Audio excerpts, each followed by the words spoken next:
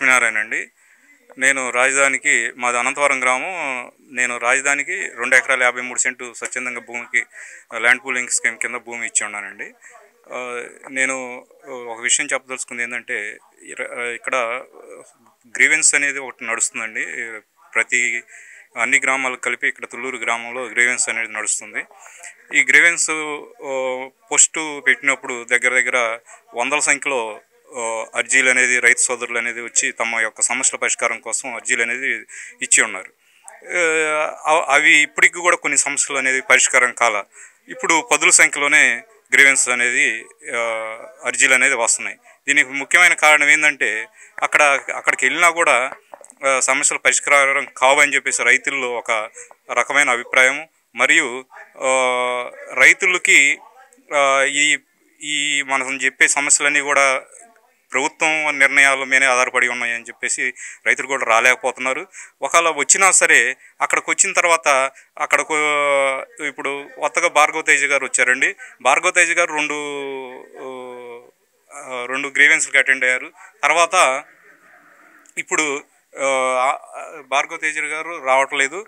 ఇప్పుడు నోడల్ అధికారి ఒక మేడం గారిని అక్కడ ఈ గ్రీవెన్స్ అనేది రన్ చేస్తున్నారు.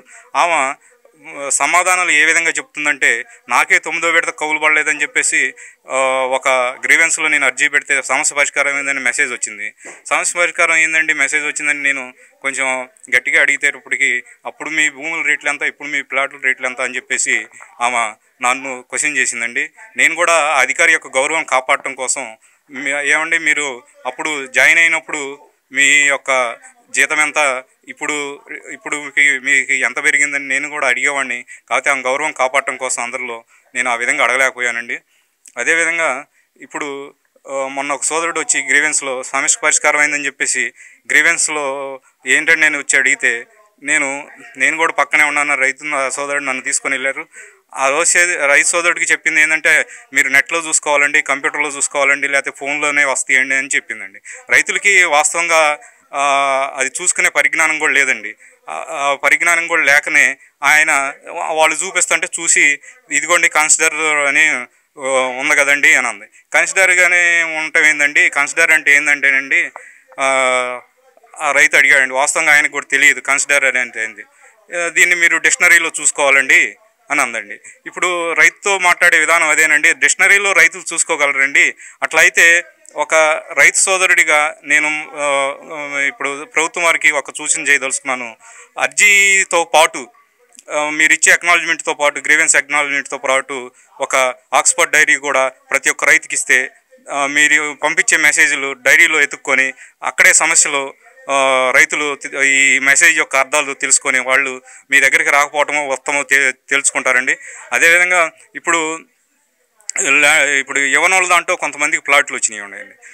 ఒక రైతు సోదరుడిగా నేను యువనోళ్ళ దాంట్లో ప్లాట్లు ఎందుకు వచ్చినాయని నేను మిమ్మల్ని అడిగితే, ఇదేంటి అక్యుజేషన్ చేసి మేము తీసేసుకుంటాము, అసలు యువనోళ్ళ దాంట్లో ఇవ్వటం ఎందుకు, అక్యుజేషన్ అనే మాట ఎందుకండి, అందరికి మాకు మళ్ళీనే వాళ్ళు కూడా ఇప్పుడు మా జేఏసీ వారు ఇచ్చినట్టు ఒక 14 సమస్యలతో ముడిపడి ఉన్నాయండి. వాళ్ళు భూములు ఇవ్వటానికి కారణం కూడా అవి. వాళ్ళతో కూడా మీరు ఎందుకు చర్చలు జరపలేకపోతున్నారు? ఒక రైతు సోదరుడిగా నేను నా తోటి రైతు యొక్క భూమిని మీరు లాగేసుకొని ల్యాండ్ పూలింగ్లో కాకుండా ల్యాండ్ ఎక్విజేషన్లో లాగేసుకొని అని నేను చెప్పలేనండి. ఎందుకంటే వాళ్ళకి సమస్యలు వాళ్ళకు ఉన్నాయి. మీ దగ్గర కూడా కొన్ని తప్పులు పెట్టుకొని మేము ఎక్విజేషన్ నోటిఫికేషన్ ఇచ్చాము, ఎక్విజేషన్ ఇచ్చేస్తారు, మేము ఆ రైతు లాగేసుకున్న తర్వాత మీ ప్లాట్ రిజిస్ట్రేషన్ చేస్తాము. అంతవరకు ఇప్పుడు కొంతమంది ఉన్నారండి, ఎడ్యుకేషన్ లోన్ కావాలంటున్నారు. వాళ్ళకి ప్లాట్లు వాళ్ళు ఏ విధంగా బ్యాంక్కి వెళ్ళి లోన్స్ అప్లై చేసుకోగలరండి? మేము ఒక రైతు సోదరుడిగా మా తోటి రైతు యొక్క భూమిని మేము లాక్కోమని మేము చెప్పమండి. ఎందుకంటే మీరు వాళ్ళతో చర్చించాలి. ఇప్పుడు రైతు అడగలేడనండి, మీరు గెజిట్ నోటిఫికేషన్ ఎంతో ఇప్పుడు దాకా నాన్స్తుంది, రైతు అడగవచ్చుగా మిమ్మల్ని కూడా. మీరు ఏ విధంగా అయితే ఎక్విజేషన్ అని అంటున్నారు, ఒక రైతు సోదరుడిగా నేను అడుగుతున్నానండి, మీరు ఎందుకు నోటిఫికేషన్ చేయలేకపోతున్నారు? వాటి వల్లే కదా కొన్ని భూములు గ్రామ కంటాలని, వీటి వల్లే కదా మిగతా భూమి అనేది ఆగిపోయింది. వాటి యొక్క సమస్యలు పరిష్కరించండి. తర్వాత వాళ్ళు అప్పటికి ఇవ్వకపోతే అప్పుడు వెళ్ళండి ఎక్విజేషన్కి. ఇప్పుడే ఎవరిని బెదిరిస్తారండి ఇక్కడ రైతుల్ని? అమరావతి రాజధానిలో రైతులంతా చెప్తుంది ఒకటే మాట, తీవ్రమైనటువంటి సమస్యలు ఉన్నాయి. ప్రధానంగా 14 రకాల సమస్యలను ప్రభుత్వం దృష్టికి తీసుకెళ్లామని, ఏడాదిన్నర గడుస్తున్నా కూడా ప్రభుత్వం ఎక్కడ కూడా రైతులతో చర్చించిన దాఖలాలు లేవని, ముఖ్యమంత్రి చంద్రబాబు గారు బయట హామీలు ఇస్తున్నారని రైతులు కలుస్తామని చెప్పని ఈరోజు కూడా ఎక్కడ చంద్రబాబు రైతులు కలిసింది లేదని, ఇదే సందర్భంలో మంత్రి నారాయణ కూడా తీవ్ర నిర్లక్ష్యంగా వ్యవహరిస్తున్నారని, ఎక్కడ కూడా రైతుల సమస్యలపై దృష్టి సారించడం లేదని అయితే వారు తీవ్ర ఆగ్రహం వ్యక్తం చేస్తున్నారు. ఇదే సందర్భంలో సిఆర్డీలో ఉన్న అధికారులు లంచాలు మరిగారని, అలాగే రైతుల పట్ల అమర్యాదగా వ్యవహరిస్తున్నారని, ఎక్కడ కూడా కొద్దిపాటి గౌరవం కూడా ఇవ్వడం లేదని, చాలా నిర్లప్తతో నిర్లక్ష్యంగా నియంతృత్వ పోకలు పోతున్నారని చెప్పిన వారైతే తీవ్రస్థాయిలో మండిపడుతున్నారు. ఇప్పటికైనా ప్రభుత్వం స్పందించి భూములు ఇచ్చిన రైతుల పట్ల సానుకూల దృక్పథం చూపించాలని, రైతులతో చర్చించాలని, రైతుల సమస్యల పరిష్కారానికి చర్యలు తీసుకోవాలని వారు డిమాండ్ చేస్తున్నారు. లేని పక్షంలో ఏదైతే జగన్ ప్రభుత్వంలో ఉద్యమించామో అదే తరహాలో ఉద్యమాలు చేపట్టాల్సిన పరిస్థితి ఏర్పడుతుందని అయితే హెచ్చరిస్తున్నారు. వీడియో జర్నలిస్ట్ రెహమాన్తో నాని, ఏపీ అమరావతి, అభినవ్ భారత్, అమరావతి నుంచి.